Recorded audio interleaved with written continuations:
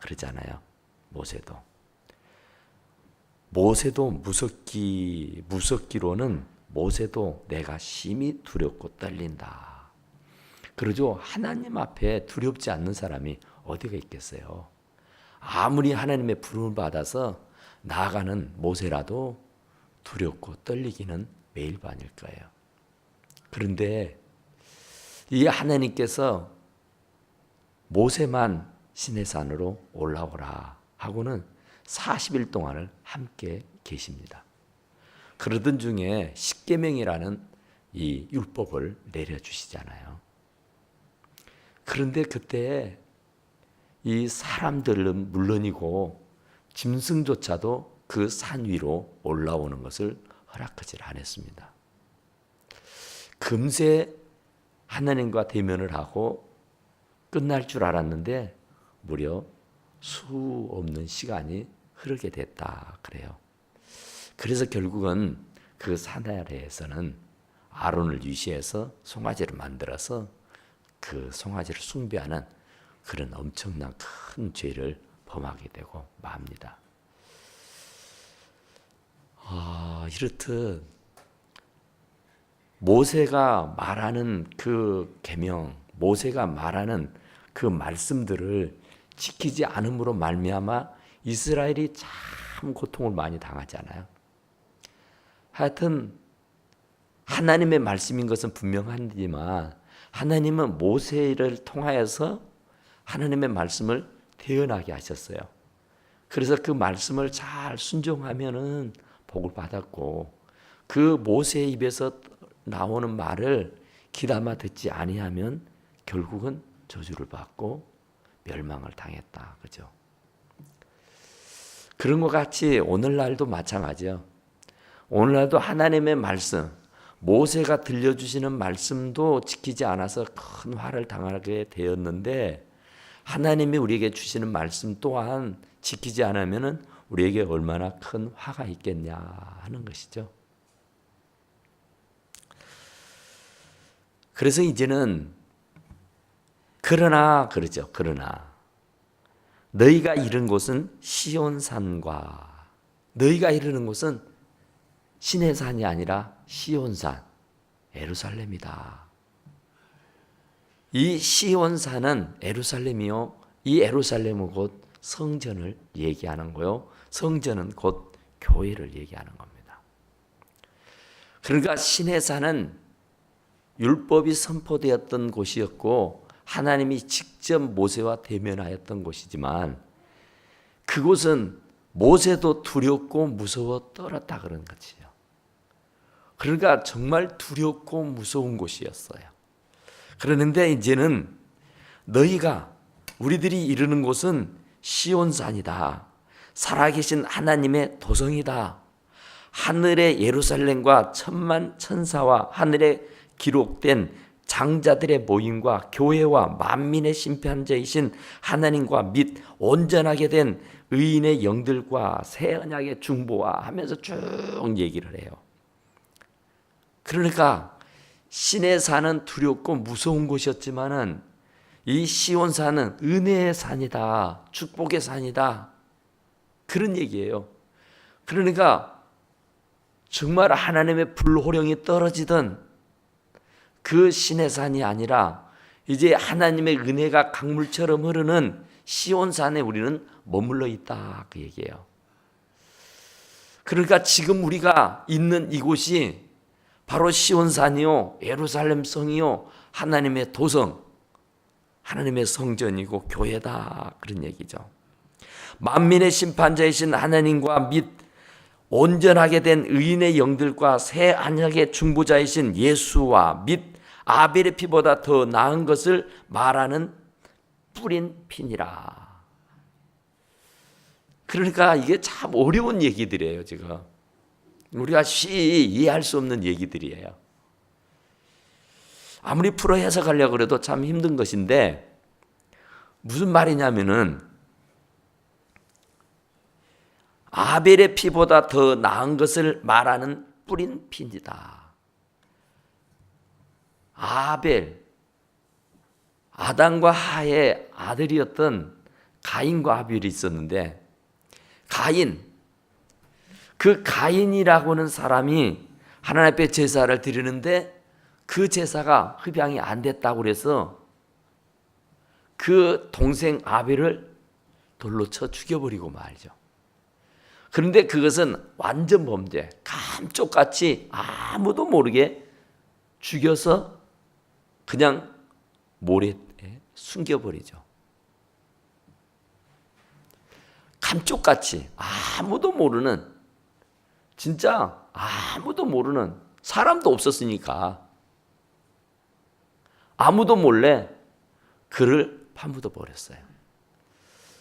그런데 하나님은 아시고 가인에게 찾아와서 가인아, 네 동생 어디 있냐 하고 물어요. 제가 제 동생을 지키는 자입니까? 제가 그를 어찌 알겠습니까? 그러니까 하나님의 말씀이 아벨의 핏소리가 땅에서 내게 말하고 있구나, 그런 말을 해요. 그러니까 아무도 모르게 감쪽같이 그를 죽여 파묻어 버렸는데 그 핏소리가 하나님에게 들린다, 그런 얘기예요. 그러니까 얼마나 억울했으면, 얼마나 가슴이 아프고 괴로웠으면 그 핏소리가 하나님에게 들린다고 했을까. 그런데 그 아벨의 피는 그 형에게 죽어서 흘리는 피요. 그 피가 결국은 그 하나님으로부터서 아담과 하에게 동산을 다 맡기면서 그것을 누리고 살게 했었습니다.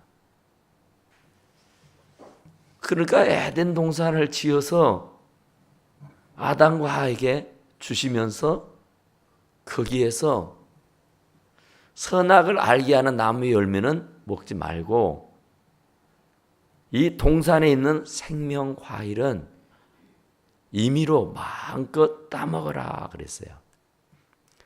그랬으면 그냥 하나님 말씀대로 곧이곧대로 듣고 하라는 대로만 했으면 아무 탈이 없었을 텐데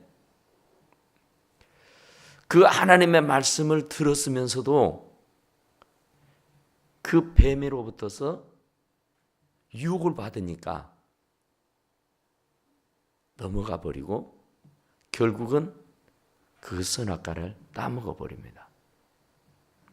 그래서 그 선악과를 따먹어 버리고 나니까 이제 큰 문제가 생긴 거예요. 결국은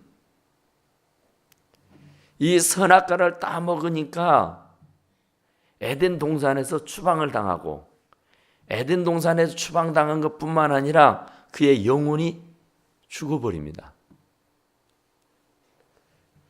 그러니까 죄의 삭은 사망이라 그랬어요. 죄값은 죽음입니다. 그러니까 하나님께서 먹지 말라는 것을 먹었으니까 그는 죄를 진 거예요. 그 죄는 크고 적고가 없습니다. 하나님의 명령을 거역하고 지키지 않으면 그건 죄요. 그 죄의 값은 누구라도 사망으로 이어지게 되는 겁니다. 그래서 죽어야 되는 그런 운명을 타고난 거예요. 그 아담과 하와의 후손들은 벌써 아담의 피를 이어받은 사람은 태어나면서부터서 아니 태중에 있을 때부터서 죄를 짓고 태어난 겁니다. 그러니까 아담과 하와의 그 지은 죄가 원죄라 그럽니다. 그래서 원죄는 내가 원치 않아야 해도 그건 내가 아담의 혈통을 받아서 태어났기 때문에 그냥 저절로 내가 원하지 않아도 죄를 짓고 태어난 것이다. 죄를 뒤집어 쓰고 태어난 것이다. 그런데 그것뿐만 아니라 우리가 세상을 살아가면서 이런저런 일들로 인해 가지고 지은 죄가 또 숱하게 많습니다. 아담과 하와는 선악을 알게 하는 나무의 열매는 먹지 말라고 하는 것 하나, 그 선악을 알게 하는 나무의 열매를 따먹어 버렸잖아요. 그러니까 그것이 죄요. 단 하나의 죄를 짓고도 그의 영혼이 멸망당하고 그가 에덴에서 살지 못하고 추방을 당하고 마는 그런 불행한 일을 당하게 됩니다. 그 아담이 지었던 죄가 우리의 인류의 최초의 대표이더라. 그 혈통을 이어받은 모든 사람들은 죄인입니다.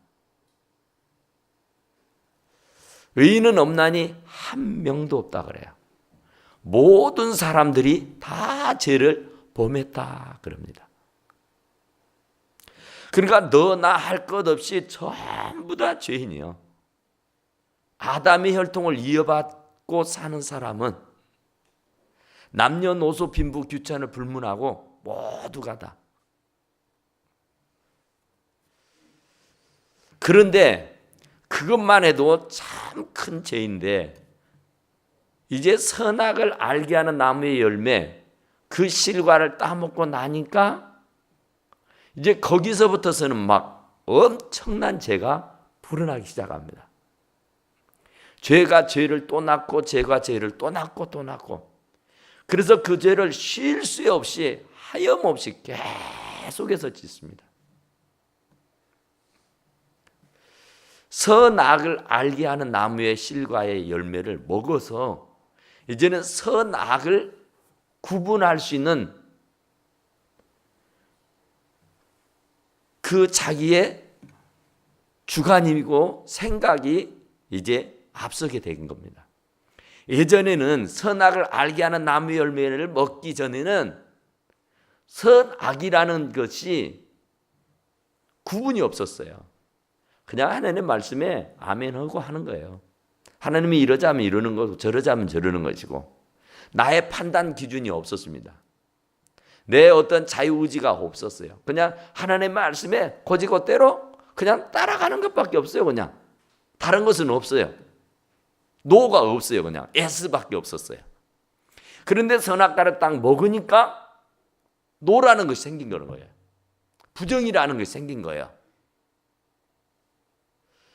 그러니까 예전에는 오직 긍정적이고 오직 예스밖에 없었던 사람이 선악과를 딱 먹고 나니까 노가 생기는 겁니다. 그걸 먹고 나니까 눈이 밝아져요. 그러면서 자기들의 주관이 자기들의 생각이 앞서게 되는 겁니다. 그래서 본인 스스로가 판단을 해요. 이게 선한 것이고 이것이 악한 것이다. 그런데 사람은 완전하지 못하기 때문에 선이라고 생각했던 것이 어쩔 때는 악이 되는 것이 있고 이게 악한 것이라고 생각했던 것이 어쩔 때는 선한 것이 됩니다. 그러니까 이제는 내가 선하다고 착하다고 좋다고 한 일이 되려 악이 되고 죄가 되는 경우들이 너무 많죠. 그러니까 이제는 내가 판단하는 겁니다. 내가. 그러니까 내 삶의 주인이 이제는 내가 돼가지고 내가 임의로 내 마음의 중심에서 내가 원치 않는 일은 거부해버리고 내가 원하는 일만 쫓게 되는 거예요. 하나님하고는 전혀 상관이 없습니다. 이제는. 선악을 알게 하는 나무의 열매를 먹고 난 연후부터서 그런 일들이 생겨났어요. 그러므로 말미암아서 이제는 자범죄가 생기게 됩니다. 원죄는 말할 것 없고 이제는 내가 주인이 돼가지고 임의로 판단을 해요. 계산을 하면서 내 주관대로 내 마음대로 하다 보니까 실수가 생기고 하다 보니까 죄가 되는 겁니다. 내가 볼 때는 잘한 거다고 했는데 그건 하나님의 영광이 아니고 그 하나님의 뜻이 아니에요. 하나님과 상관없는 일들에 내가 골몰하게 되는 것이죠. 그래서 이제 그 죄를 어찌할 것이냐 이 말입니다. 죄는 하나님과도 관계가 멀어지게 되는 것이고 하나님과의 관계가 끊어져 버리게 되는 것이고 죄를 가지고는 하나님 앞에 나아갈 수가 없게 되는 겁니다. 죄라고 하는 것이 뭐냐면은 이 관역이 있는데 화살을 쏠 때 관역이 있고 총을 쏠 때 그 관역이 있잖아요.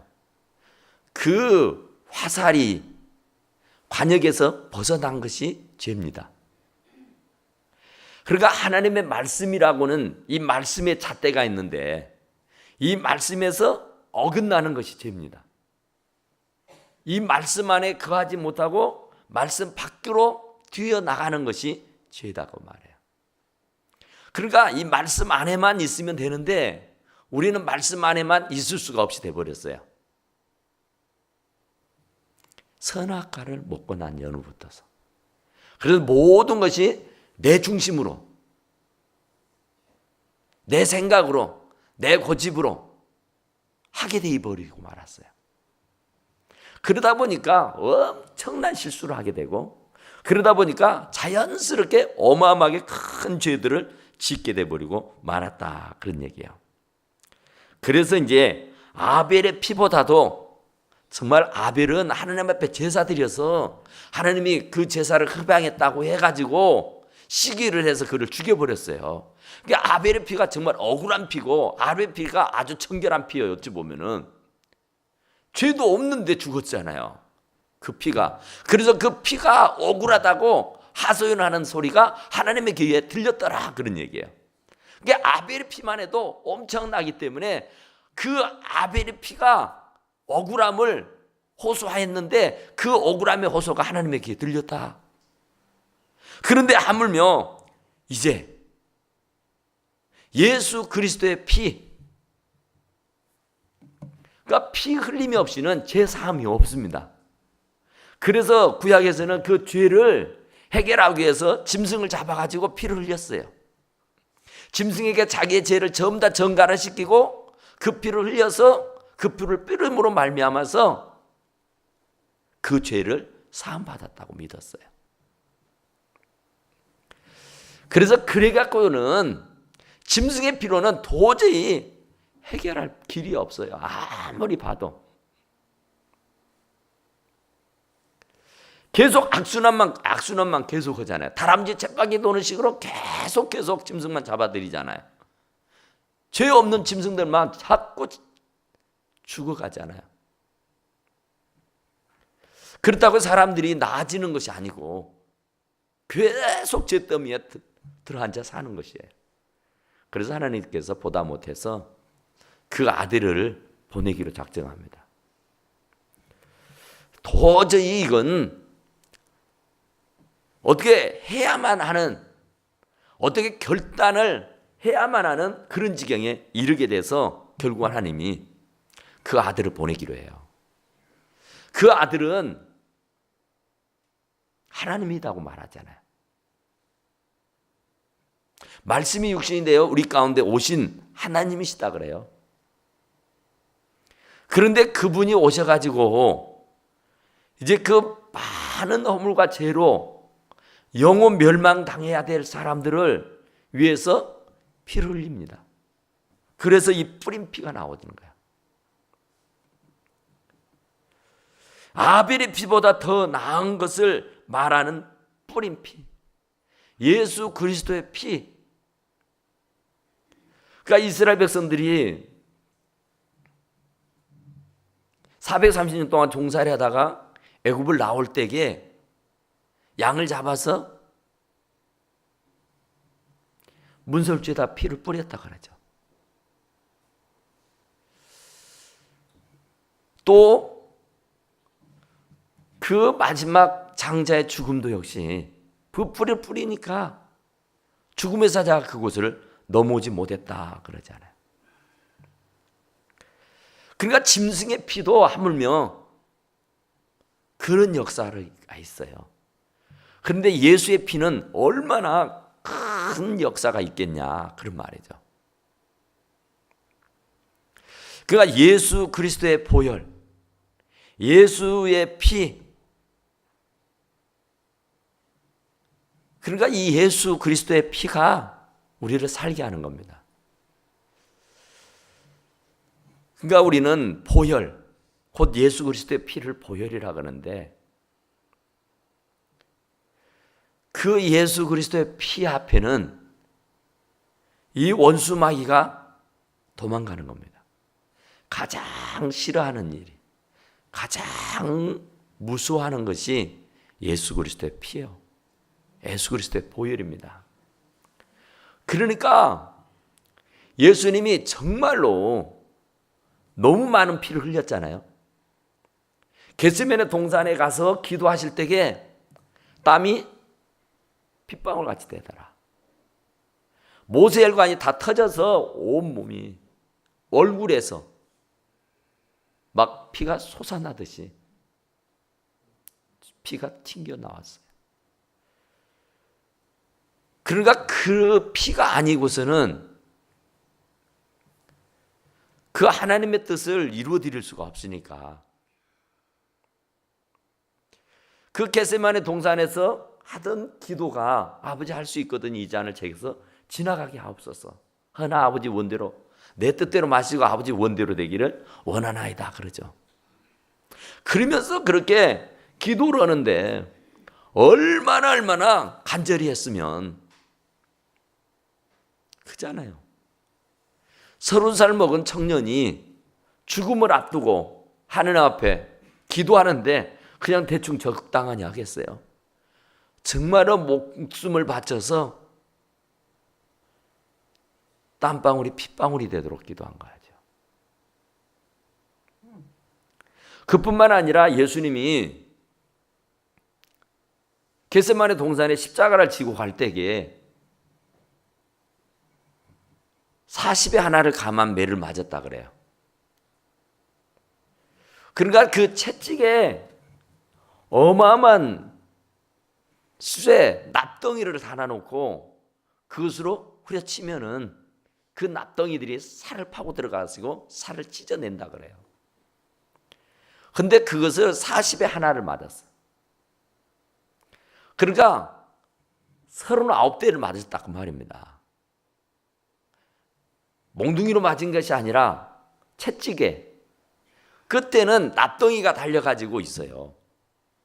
근데 그것으로 후려치면은 오죽하겠습니까? 거기에서도 피가 막 튀어나오는 거죠. 막 솟아나는 겁니다. 또 예수님이 겟세마네 동산에서 골고다로 올라가실 때에 머리에 가시관을 쓰셨다 그래요. 그 가시관은 정말 우리 손가락만큼이나 두꺼운 가시래요. 그런데 그것을 머리로 씌우니까 머리에서 피가 막 용솟음처럼 솟아났다 그래요. 그 십자가에 달렸을 때는 또 옆구리에 창을 찌르니까 옆구리에서 그나마 있던 피마저도 완전히 다 쏟아내버리고 말았다 그죠. 그런데 이 보혈이 예수의 피가 주님 말씀대로 내가 채찍에 맞음으로 말미암아 네가 나음을 입었도다 그러죠. 예수님은 벌써 그 예수 그리스도의 보혈이 얼마나 능력이 있는 것인가 하는 것을 말씀하는 거예요. 우리들이 육신의 질병 때문에 고통당하고 괴로움당하고 참이 아프고 괴로운 일만 없다면, 아픈 일만 없다면, 아프지만 않는다면은 진짜 좋잖아요. 너무 좋잖아요. 아프지만 안 하면은 진짜 좋은 세상이잖아요. 얼마나 좋습니까? 너무너무 좋잖아요. 세종대왕이 이런 호강하고 살았겠습니까? 이런 누구도 이런 생활을 꿈도 꾸지 못했어요. 근데 우리 같이 변변치 못한 사람들이 이런 어마어마한 호강을 하고 살잖아요. 그런데 이 육신의 질병 때문에 이런 아름다운 세상, 이런 좋은 세상을 제대로 맛보고 살지 못하는 이들이 너무 많죠. 젊음의 시절을, 마지막 말년의 시절을 병원에서 병과 사투하면서 세월을 다 버려버리는 일들이 많죠. 그런데 그것을 벌써 아시고 주님이 채찍에 맞았는데 그 채찍을 맞고 흘린 그 보혈의 피가 바로 우리들의 모든 질병을 낫게 하시는 보혈인 줄로 믿으시기 바랍니다. 그러니까 그 보혈의 피가, 그 보혈이 우리들의 질병에서 나음을 입었도다 하는 거예요.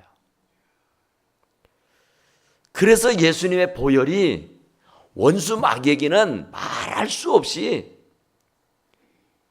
두렵고 무섭고, 원수 마귀는 그 예수의 피를 보면은 제일 두려워하죠.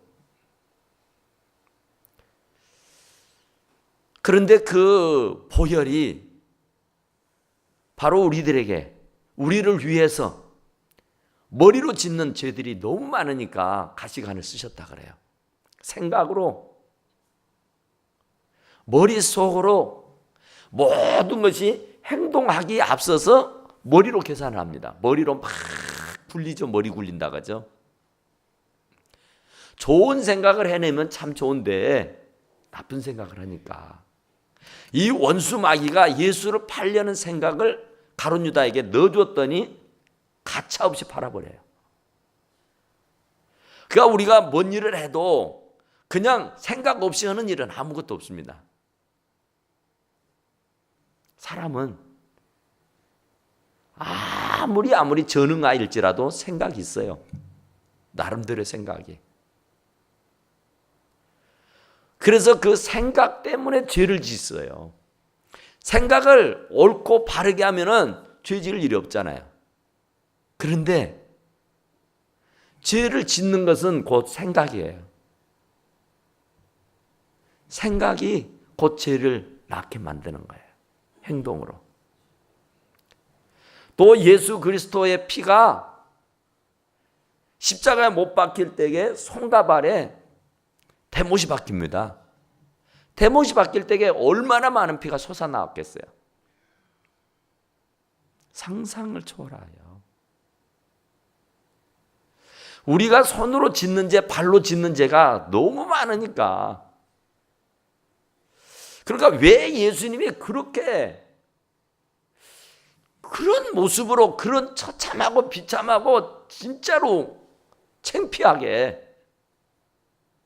우세스럽게 그 모든 만장 앞에서 그런 모습으로 죽어야 했냐. 그렇게 죽을 수밖에 없는 것은 바로 우리들의 머리로 짓는 죄 때문에 그분이 면류관을 써야 했었고, 우리가 손으로 발로 하지 말아야 할 짓을 많이 했기 때문에 그것을 아시고 주님이 우리들의 손으로 발로 짓는 죄들을 다 사해 주시기 위해서 그 피를 쏟아내 주신 줄로 믿습니다. 그러니까 우리는 전부 다 죄를 짓는데 생각으로 멈춰버리진 않고 손으로 발로 짓는 겁니다.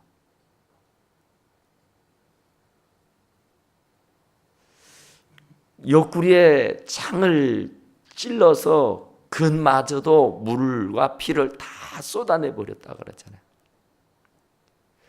그러니까 그 예수 그리스도의 피가 내 마음에 죄 때문에 그분이 그 피를 물처럼 흘려서 돌아가시게 된 것이다 그 말이에요.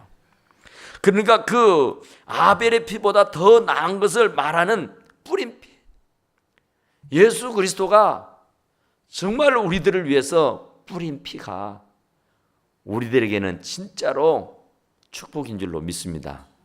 그분의 아픔과 그분의 고통은 이루 말로 할 수 없는 그런 일이었지만은 우리에게는 큰 은혜요, 축복입니다.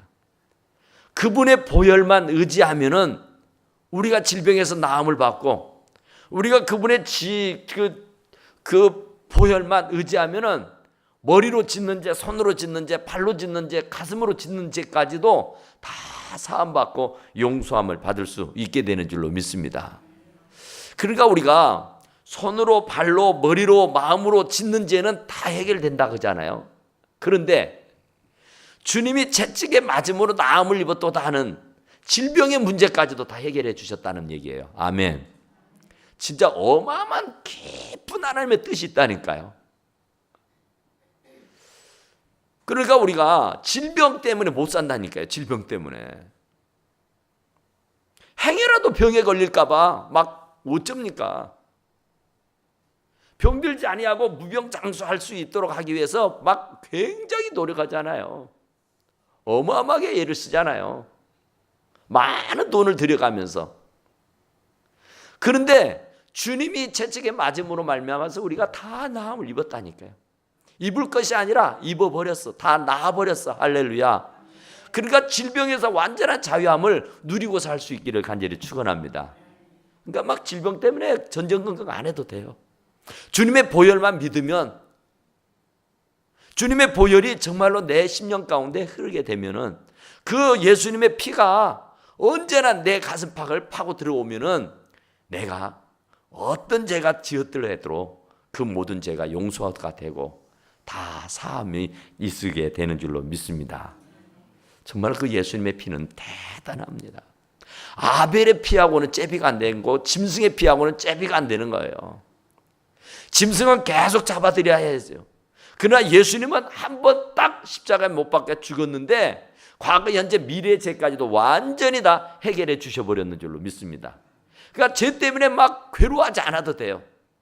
죄 때문에 막 죄의식 속에서 막 공포감에 사로잡혀 살지 않아도 된다니까요. 예수님이 십자가에 달려 돌아가신 것은 바로 나의 죄, 우리들의 모든 죄, 과거의 죄가 됐든 현재의 죄가 됐든 미래의 죄가 됐든 간에 앞으로도 죄를 지을 겁니다. 이제까지도 죄를 짓고 살았습니다. 그런데 과거가 됐든 지금 현재가 됐든 앞으로 미래가 됐든 간에 내가 죄를 안 지고는 못 살아요. 그런데 그 죄를 그분이 십자가에 달려 돌아가실 때에 다 담당하신 줄로 믿습니다.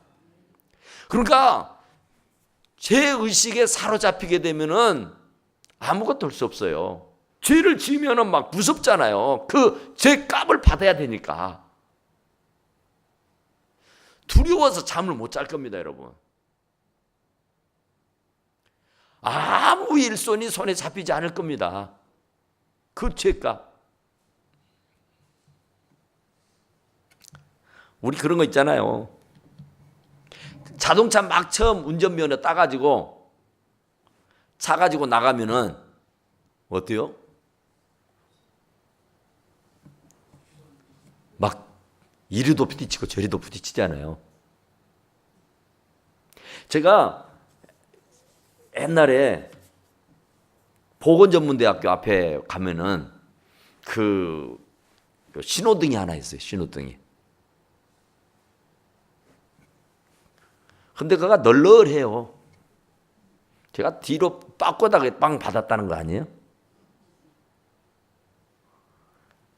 그런 일들이 비일비재하잖아요, 처음에는. 그러니까 우리가 참 죄를 밥 먹듯 물 마시듯이 짓고 산다니까요.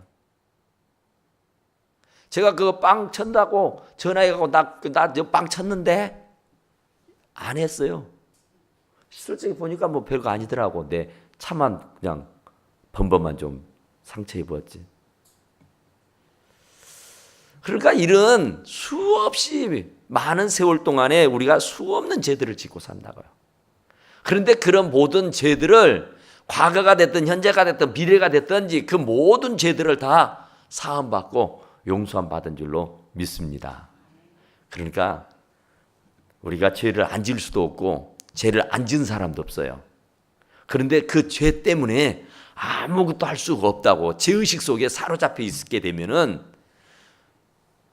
우리는 죄의 포로가 돼버린 거예요. 원수마귀는 자꾸 죄 값을 죄를 막 책망하고 꾸짖고 막 야단을 할 겁니다. 네가 어떻게 그럴 수 있느냐고. 그러나 우리 주님은 어떤 죄일지라도 우리가 자백하며 버리면 의로우시고 이쁘신 그분이 모든 죄를 다 용서해 주시는 줄로 믿습니다. 간단해요. 예수 그리스도의 보혈만 믿으면 그 보혈을 힘입어서 하나님 앞에 자백하기만 하면은 용서해 주시고 다 사해 주시고 기억지도 아니하시고 해결해 주셔버리는 줄로 믿으시기 바랍니다. 그러니까 우리는 이 새 언약의 중보자이신 예수 그리스도, 중보자야, 하나님과 우리와의 중매자요, 하나님과 우리를 정말 중매해 주시는 분이라니까. 예수님은 죄가 있어서 그분 앞에 나갈 수가 없어요. 하나님 앞에는 부끄러워서 감히 죄 그건 안 되는 거잖아요.